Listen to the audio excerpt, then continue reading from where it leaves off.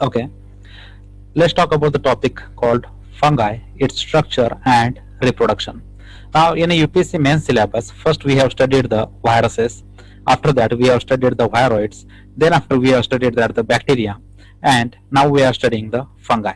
Now, the most important thing in this sequence is that the viruses and the viroids are the acellular forms. These are acellular forms and not living, but the bacteria are the living forms. These bacteria which are unicellular are belong to the prokaryotes. Okay, so we have studied about the prokaryotes as well. After that, we are going to see the fungi, which are nothing but the eukaryotic organisms. So all the fungi are the eukaryotic organism. That is, they shows the presence of well developed nucleus with them. Okay, जब तक हम bacteria देख रहे थे वहां पे हमने देखा था कि there is no presence of true nucleus and that is why we are saying that these belongs to the prokaryotes. And in a fungi, because of the presence of well developed nucleus and plus the presence of membrane bound organelles, we say that the fungi belongs to the eukaryotes. Okay, so in this syllabus, the very first time we are going to see this fungi thing. Okay, we will start learning about the fungi from the every aspect. Right from the beginning, we are going to study the introduction and then the habitat of the fungi. Okay, now let us start the fungus. Syllabus of our UPSC mains examination, that is structure and reproduction or multiplication in the viruses, viroids and bacteria, we have completed. Now we are going to see the fungi. Okay, in that we have to study the structure plus the reproduction. So let us consider the fungi. See, the fungi constitute a unique kingdom of the heterotrophic organism. Now see, which word we are using to describe the fungi is the heterotrophic organism. Heterotrophic literally means the organisms which depends for their food material on the other organism. That is, fungi cannot create their own food. Due to this, they are called as the heterotrophic organisms. Now, why we are calling heterotrophic organisms to the fungi? Because they cannot prepare their own food. Generally, plants are organisms which can prepare their own food, and then we call them as a autotrophic, right? That means they can create their own food. But fungus, on the other hand, cannot create their own food, and that is why they are the heterotrophic organism, as they are dependent on the other organisms for their food material. Now, this shows the very great diversity in morphology and habitat. That is, their morphology differs from fungi to fungi. This shows the very wide range of the morphology. As you can observe in this particular picture, it is an bread mold. You can see the fungus is growing on the bread. So different kinds of fungi are there. Their morphology differs, their habitat differs. Okay, so they show the wide range of morphology and wide range of the habitats. Okay, now see, when your bread develops a mold or orange rots is because of the fungi. Okay, whenever you see these black spots on the bread, these are nothing but due to the fungi. Plus when the oranges rot, जब भी oranges खराब होते हैं, these are also due to the fungi. Okay, so whatever the mold which seen on the bread, and when the fungi, when the orange rots, this is all because of the fungi. Okay, now see, the common mushroom we eat marketed as a food material are also the fungi, and the toadstools are also the fungi. Okay, so here you can observe the mushrooms and the toadstools. Then see, the white spots which sees on the mustard leaves are due to the parasitic fungi. You can observe these white spots on these mustard leaves is due to the fungal infection. So from this slide, what you understand is that the fungi are the heterotrophic organisms because they cannot prepare their own food. Then they shows the great diversity in their morphology and habitat. The bread develops mold, and when the oranges rot is because of the fungi. The common mushrooms are edible. Toadstools are also fungi. Then the white spots which you see on the mustard leaves is also due to the parasitic fungi, because it is causing disease in these particular mustard leaves. Okay, now see the next point. Now there are some unicellular fungi. Okay, there are some unicellular fungi. Example is the yeast, and yeast is a very famous fungi because it is largely used in the fermentation process to make the breads and the beers. Okay, so bread and beer are both are the product of fermentation, and for fermenting this product, the yeast is used, and yeast is nothing but the unicellular fungi. Commonly it is called as the Saccharomyces cerevisiae. Right, now other fungi can cause diseases in the plants and animals. See, for example, the wheat rust causing Puccinia. You can observe this. This is an wheat leaf, and you can clearly observe the fungal infection on it. This is due to the fungi which is called Puccinia.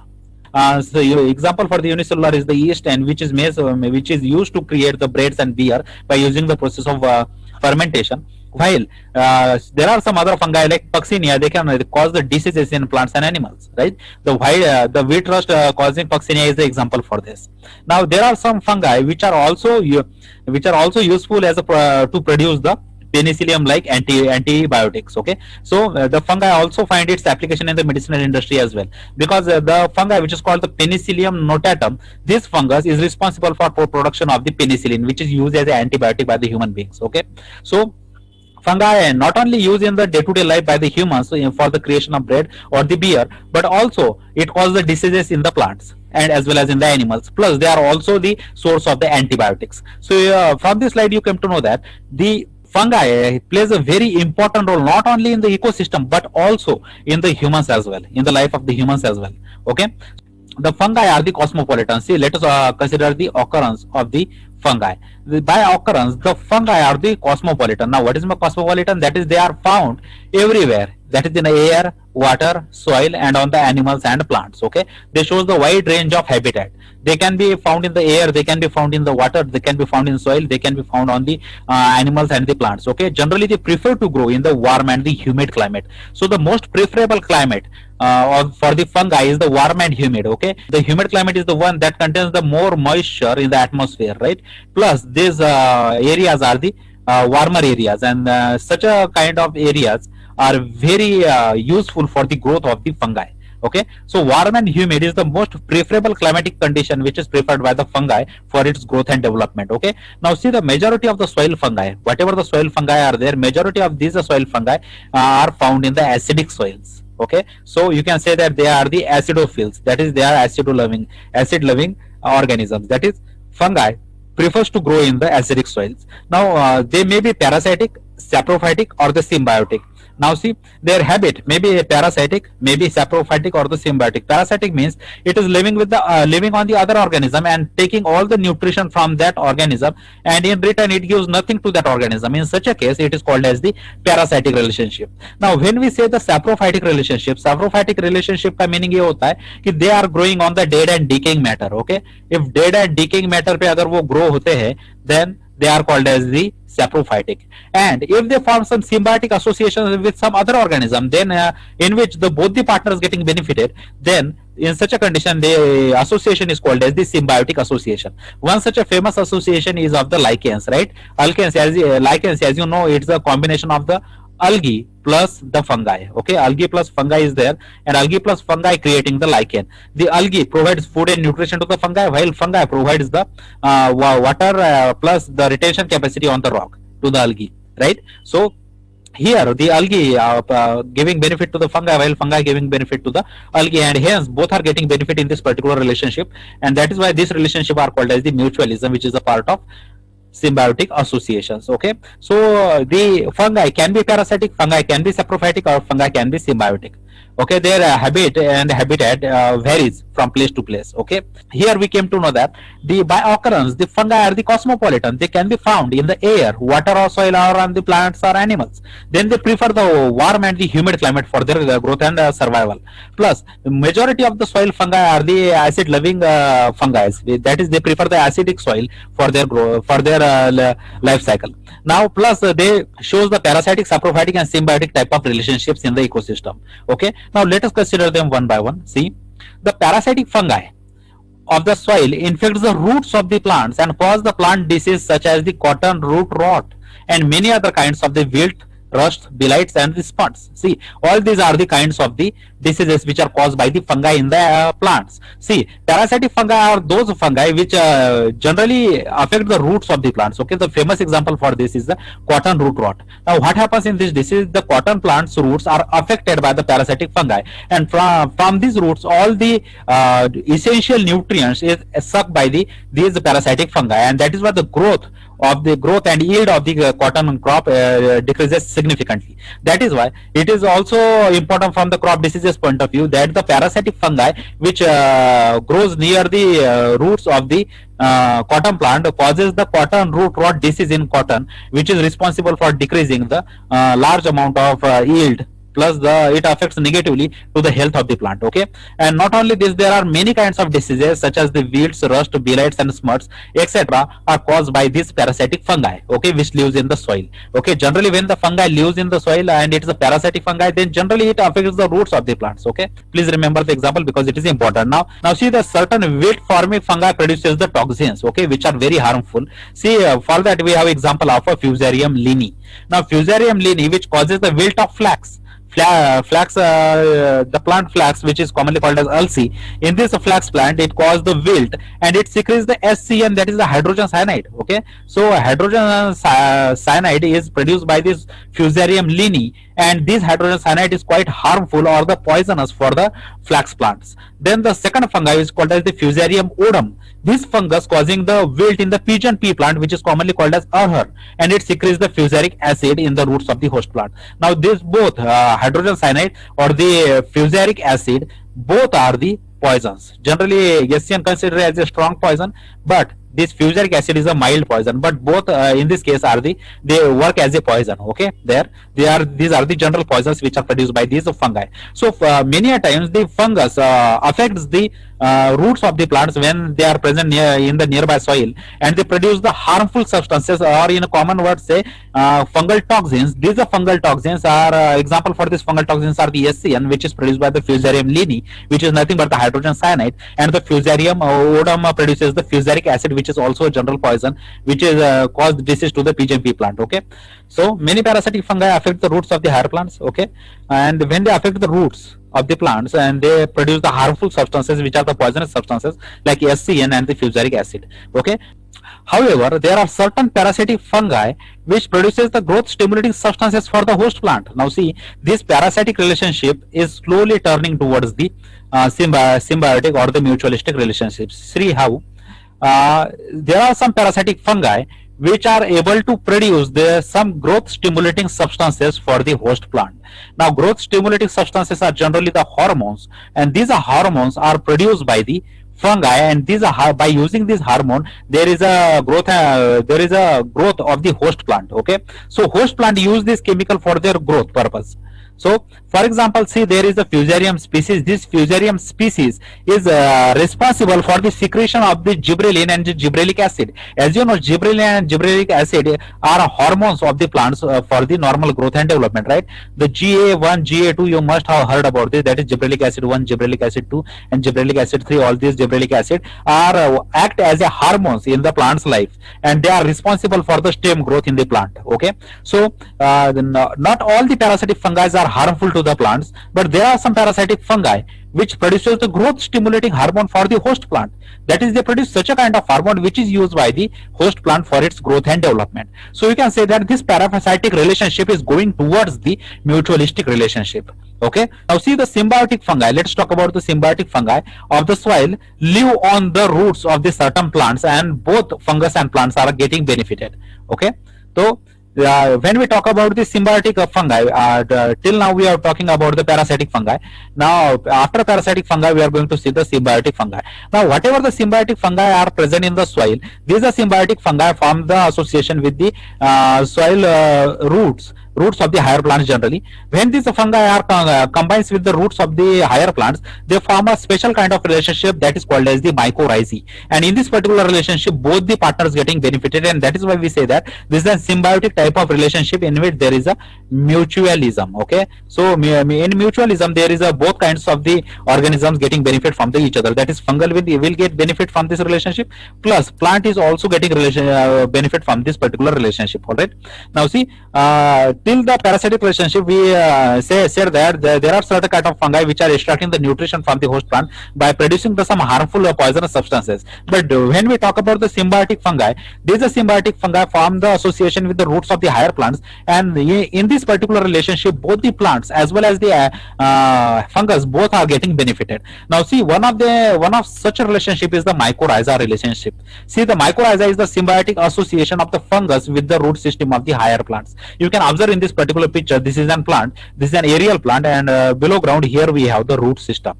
The root system of the plant is shown in the golden yellow color, and this golden yellow color is showing the actual roots of the plants. Now after that you are seeing here the white colored network. Okay, this is all the fungus network. Okay, so this fungus and plus the roots of these higher plants is forming a relationship. That relationship is called as the mycorrhizae. Here this word mycorrhiza made up of two words. Myco stands for the fungi, while the rhiza stands for the root. That is the combination of fungi and the root that is commonly called as the mycorrhizae. So in a symbiotic fungi, they form the symbiotic association with the roots of the higher plants, in which the fungi attaches itself to the roots of the higher plants, and the roots of the higher plants getting benefited by this, plus the fungi is also getting benefit by this relationship, and that is why this type of relationship is called as the mutualism. Now say the fungal filament forms the network around the young root. They penetrate into the root cells. See, there are two kinds. Either see if there is a young root, consider this is a plant.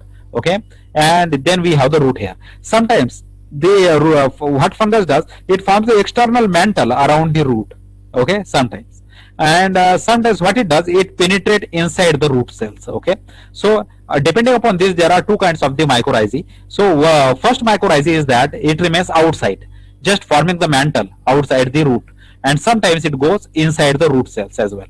Okay, so it may penetrate, it may not penetrate, it may form the mantle outside the young root, or it may not form, or it may enter into the root cells as well. See, the hyphae have the large surface area that absorbs the mineral and water from the soil, from a much larger volume of the soil, and perhaps the root cannot do. See how this symbiotic relationship works. See, now observe this particular golden area of the root. This is the root surface area. Okay, so wherever there is a root, it try to absorb the mineral and water from the soil. Okay, so this is an area of this particular root to absorb the roots and minerals from the soil. But if you observe the connection of this root with the fungi, and this connection is going far away, you can observe how the network is formed, and the large surface area is covered by this fungus. Okay, and all these fungus are backside connected with these roots. Okay, so due to the presence of fungi here, you can observe the surface area of the root is largely increased. Now when this surface area largely increased, the roots are able to absorb the water and the mineral nutrient far away from its reach. Okay, जहां तक ये normal route पहुंच नहीं सकता था, वहां तक अब ये फंगस जाके पहुंच रहा है, और वहां से वाटर प्लस मिनरल्स वहां से उसको लेके आ रहा है. ठीक है, और वो सब कुछ प्रोवाइड करके दे रहा है किसको, प्लांट्स को. Now here you come to know that how the fungus is helping the plant in absorbing the water plus the minerals from the distance. Okay, from the very distance it is absorbing the water, it is absorbing the mineral ions for the plants, right? In return, plants gives the sugar plus the nitrogen containing compound to the fungus for their growth and development. So as we have discussed that the fungus are the heterotrophic organisms. Fungus kaise organisms hote hain? They are the heterotrophic organisms, and due to their heterotrophy they cannot prepare their own food, and for the food they are developed on these plants. So these plants provide them with the sugars plus the nitrogen containing compound, and these sugars and nitrogen containing compounds are used for the growth and development of the fungus, and in return the fungus providing the larger surface area for the absorption of water plus the minerals from the soil, right? So this is how this symbiotic relationship works. See, the fungus provide the mineral and water to the roots, and in turn the root provide the sugar and the nitrogen containing compounds to the mycorrhizae, right? So this is how this relationship works. On the one hand, the fungus is providing the larger surface area for the plants to absorb the minerals and water, while on the other hand the plant providing the nitrogen containing compound plus the sugars to the fungus, right? So both are getting benefited, and that is why this relationship is called as the mutualistic relationship, right? Now even further, there are some plants which have the obligate association with the mycorrhizae. Now obligate association का मतलब ये होता है कि it has a compulsory association with the mycorrhizae. Without the mycorrhizae they cannot grow or establish themselves in the living system. Now see, for example, the pinus seeds. Pinus, as you know, it's a gymnosperm, right? So pinus is the gymnosperm, and this gymnosperm is gymnosperm seed cannot grow or establish itself or cannot germinate itself without their formation or without the contact with the mycorrhizae. So mycorrhizae are the compulsory association for the pinus seed to germinate itself and establish itself in the living world. We have discussed that there are two types of the mycorrhiza. One is the one which is from the mantle outside the root. Okay, consider this is a root, and if it forms a mantle like this outside the root, then it is called as the ectomycorrhiza, and when it penetrates inside, then it is called as the endomycorrhiza. So mycorrhiza are of two types, ectomycorrhiza and the endomycorrhiza. As the word suggests, as the name suggests, ecto means which is present outside, okay, and endo means which is present inside. So when the fungal hyphae go inside the root cells, then it is called as the endomycorrhizae. And when the fungal hyphae remains outside the cell, or it forms the simply it forms the mantle outside the roots, or from the on the outer surface of the root only, then it is called as the ectomycorrhiza. So let us elaborate what is ectomycorrhiza and what is endomycorrhiza. Now consider first the ectomycorrhiza. Now see, they have the well developed mycelium that forms the mantle outside of the roots. Okay. Now here you can observe this is a root system anatomically, and you can observe here this is a root shown with the fungal hyphae. Okay. Outside it has formed the mantle on the root. Okay, inside we have the root, and from outside you can observe here this is an fungus which is forming the ectomycorrhiza. Okay, so this ectomycorrhiza which is forming mantle outside the root, then such a mycorrhiza is called as the ectomycorrhiza. You can observe here this is an ectomycorrhiza type of association because it is present outside the root system, right? It does not penetrate inside the cell, thus forming the mantle or the fungal sheet. In such a case, it is called as the ectomycorrhiza because it is present only outside. It does not occupy the inside position in the root cells, right? This increase the absorptive surface area of the roots and accelerate the uptake of water and nutrients like phosphorus, nitrogen, calcium, potassium, etc. So what this ectomycorrhiza do? This ectomycorrhiza increases the surface area for the absorption of water and nutrients. Okay, so the very simple function of this mycorrhizae, that is the ectomycorrhizae, it increases the surface area for the absorption of water. Without this ectomycorrhiza, there would be a very small surface area of the root for the absorption of the minerals and the vitamins, or for that matter the water. So due to this, the plant vigor, growth and yield increases. Okay, so due to this association, the growth of the plant increases, the plant vigor increases, also the yield increases. Okay, so having the ectomycorrhizal type of relationship with the fungus is also beneficial to the plant as it forms the mantle around the root, but it does not penetrate inside the cell. Okay, and that is why it is called as the ectomycorrhiza, because fungus is typically lying outside the root cells, right? Now see, the second type is the endomycorrhizae. Now, as we have discussed, what is the difference between ectomycorrhiza and endomycorrhiza? The ecto, which is present outside, and endo, which is present inside. Now, see, they grow in between and within the cortical cells of the roots.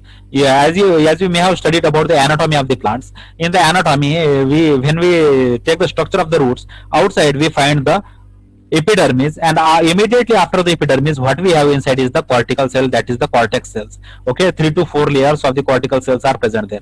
So the endomycorrhizae generally penetrates into these cells, into the cortical cells. Okay, and due to their presence inside the root cells, it is called as the endomycorrhizae. Now observe in this particular diagram, this is showing an endomycorrhizae. It is going towards the cortical cells and occupying the intercellular spaces like this. Okay, you can clearly observe this, how this is getting inside the root cells and it is occupying the intercellular spaces. So this is the fungal hyphae between the cortical cells. Okay, cortical cells के अंदर जब ये fungal hyphae होती है, then such a type of hyphae is called as the endomycorrhiza. Okay, now see, the fungal hyphae penetrates the cells and forms the finely branched orbicles intercellularly and forms the vesicle mostly in the intercellular spaces of the cortical cells. See what they do, they go inside the intercellular spaces of the cortical cells. You can observe how the intercellular spaces are covered by these endomycorrhiza, and once they go inside the intercellular spaces of cortical cells,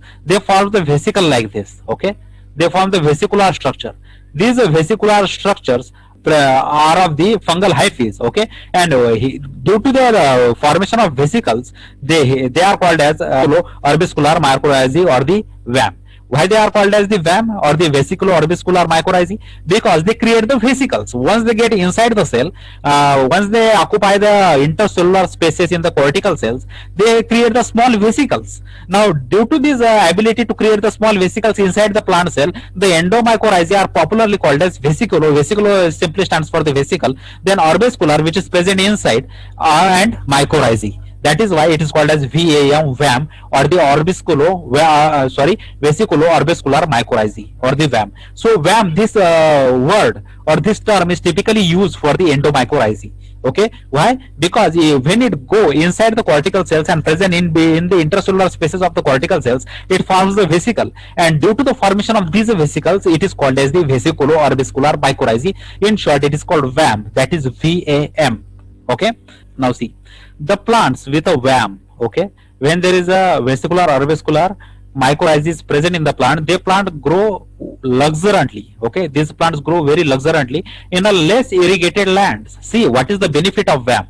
See, if some plant is growing in the very less irrigated area, that means there is not much of water. Okay, but if they have the VAM, if they have VAM attached to them, they grow very luxuriantly. They form a big plants because there is a higher availability of water and minerals due to the presence of VAM to the other areas where there is a availability of minerals plus the nutrients. Okay, so due to the availability of these mineral nutrients plus the water, these plants grow luxuriantly even in the less irrigated lands. So you can observe here how VAM is important for the healthy growth of the plants even in the less irrigated areas. So this can be the solution for the less irrigated lands, right?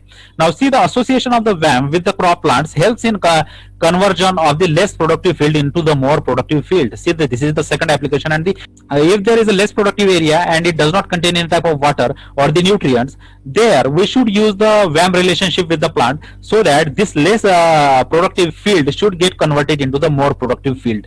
Okay, so you can observe here what there are the wide applications of this VAM. Okay, so vesicular orbiscular mycorrhizae has the wide range of application in the crop improvement program as well.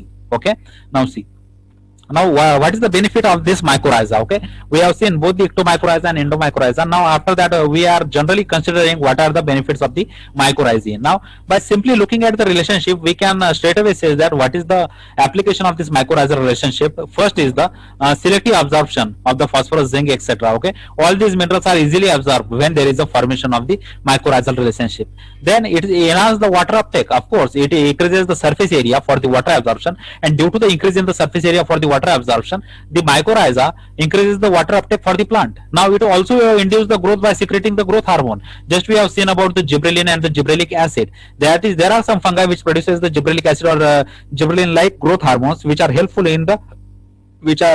for the growth in the plants, right? It also offers the protection to the host plant from the other microbes, antibiotics. So there are some fungi which can produce the antibiotics against the microbes which are harmful for the plant. So here what fungus is doing, it resisting the microbes from coming in contact with the plants, and in a process it is protecting the host plant. Okay, so all these are the selective benefits of the mycorrhizae. That is, they helpfully in the absorption of the minerals, they increase the water uptake, plus they produce the growth hormones, then they deter the microbes which are harmful for the plants by producing the antibiotics. Okay, this is a question asked by the UPSC mains examination, that is in ICS 2019. The question is mycorrhizal, you have to write down a short note on the mycorrhizal association and its importance in the plants. Okay, the next point, we are talking about the occurrence of the fungi. In that first occurrence, we have seen about the parasitic relationship of the fungi, then we have seen the symbiotic associations of the fungi, and in that we have seen the example of the mycorrhizae, right? Now let us consider the saprophytic fungi. Now saprophytic, this literally means they are growing on the dead and decaying matter. Okay, so when they are growing on the dead organic matter, then in such a condition these fungi are called as the saprophytic fungi. Now see, the saprophytic fungi depends on the dead organic matter of the soil. Okay, dead organic matter जो पड़ा होता है soil पे, उस पे ये grow करते हैं. सी, जब भी आप देखो प्लांट के नीचे आपको बहुत सारा वहां पे लिटर मिल जाएगा, ठीक है, वहां पे बहुत सारा कचरा वहां पे पड़ा हुआ होगा. It's all the dead organic matter. Okay, now on this dead organic matter ये जो फंगस होता है ये क्या करता है, ग्रो करता है. In such a condition it is called as the saprophytic fungi because it is growing on the dead organic matter of the soil, right? And it's derive the energy from the decomposition of the latter. Okay, so यहाँ पे जो dead organic matter है, इसका जब decomposition किया जाता है तो डिकम्पोजिशन करने के बाद इससे क्या मिल जाता है, उनको एनर्जी मिल जाती है. So whatever the energy which is required for the completion of their life cycle, it is all obtain from the dead organic matter. So they are running their life cycle by using the energy which is present in the dead organic matter. Okay, so whatever the energy which is trapped in these dead organic matter is utilized by these fungi, and these fungi hence are called as the saprophytic fungi because they are growing on the dead organic matter. right? Now see, they break down the cellulose, lignin, gum, sugar, starch, protein, etc. So for example, if from the plant, if there is a falling of leaf, this leaf contains the cellulose, it also contains lignin, gum, sugar, starch, protein, it contains everything. Okay, so what fungus does, fungus degrade these particular leaves and take all the energy which is trapped in these molecules and use this energy for their life cycle. It converts this complex compound, that is cellulose, lignin, gums, sugar, starch and proteins, into the very simpler compounds like CO2, and this CO2 is again taken up by the plant. Okay, so CO2, water and other minerals में इसको convert कर दिया जाता है this complex chemical compound को and into the simple gradient to be utilized by the higher plants as a nutrient. So it is energy cycling now. Okay, generally the dead material directly cannot be used by the plants, but when fungi act on this dead material, these fungi convert this dead material into the simpler compounds like CO2 or H2O.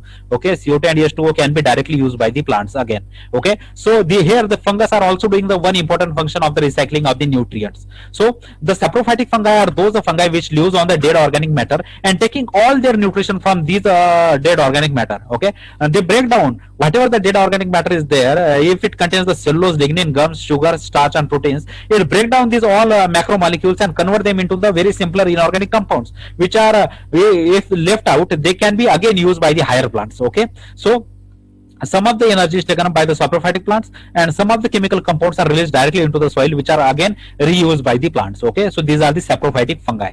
Okay, for example, trichoderma. Okay, are the species are the free living fungi found in the roots ecosystem. Root ecosystem is called as rhizosphere. Okay, rhizo stands for the root. Okay, this root ecosystem, this trichoderma like free living fungi are present in this rhizosphere. These are effective in as a biocontrol agent. किसी biocontrol agent की तरह ये काम करते हैं trichoderma of the several soil borne fungal plant pathogens. Okay, other जो plant pathogens होते हैं वो उन plant pathogen को क्या करते हैं, deter करते हैं, and this trichoderma actually resist other fungal pathogens from coming in contact with the plant or for that matter rhizosphere. Okay, it does not allow the other fungal pathogens to be come in contact with the root ecosystem. Okay, and hence protecting the plant. So trichoderma here is the free living fungi which protect the plant from the other harmful plant pathogens. Okay, now see this fungus produces the substance like viridin, then gliotoxin, then gliovirin, etc. that inhibit the other soil borne pathogen